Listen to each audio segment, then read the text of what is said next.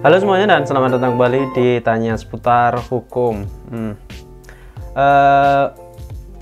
Yang sudah menjadi perdebatan ya, banyak sekali yang bertanya, bahkan ini juga menjadi perdebatan antar pengacara, antar praktisi hukum juga, yaitu ketika suami itu tidak mau mengucapkan talak, apa konsekuensinya yang terjadi, apa yang terjadi selanjutnya, apakah tetap akan bercerai ataukah tidak. Oke.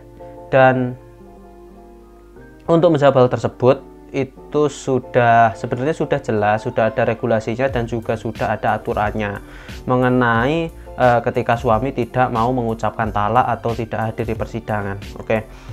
Ketika suami tidak mau mengucapkan talak itu, kalau kita mengacu di hukum acara, itu hukum acara peradilan agama dan kompilasi hukum Islam, ketika sudah selesai sidang, agenda sidang kesimpulan, setelah itu musyawarah majelis, yaitu ketika putusannya cerai, yaitu adalah ikrar talak.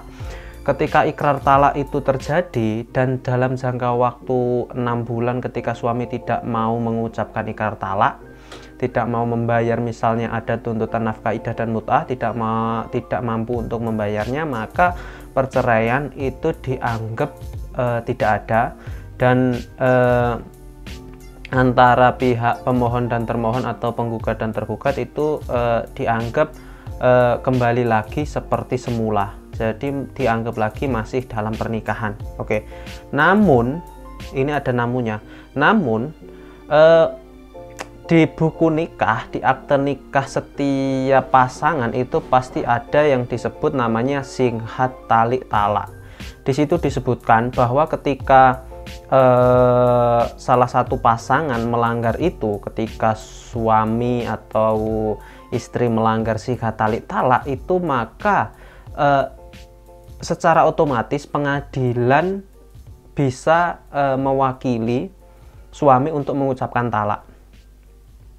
Oke, jadi kembali lagi, walaupun di hukumnya mengatur bahwa ketika 6 bulan suami tidak mengucapkan talak itu akan kembali lagi pernikahan pada semula, namun suami kan sudah melanggar singhat talak di buku nikahnya, berarti secara langsung bisa diwakilkan oleh pengadilan. Oke, jadi intinya tetap aja ketika suami itu seorang pemohon itu tidak mau mengucapkan talak, secara otomatis bisa diwakilkan oleh pengadilan dan tetap akan terjadi perceraian.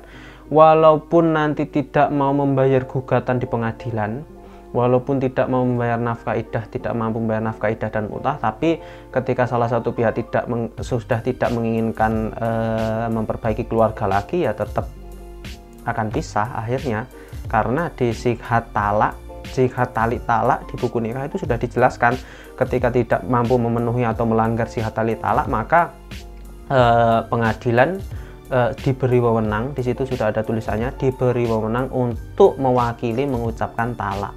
Oke, sudah paham sampai sini? Dan saya pikir cukup untuk hal tersebut. Jadi intinya memang di aturan itu ada, ketika dalam jangka waktu 6 bulan tidak mengucapkan, bahwa jadi perceraian itu gugur. Namun ketika sudah melanggar singhat talik talak itu bisa diwakilkan oleh pengadilan. Dan seperti biasa, semoga bermanfaat dan terima kasih.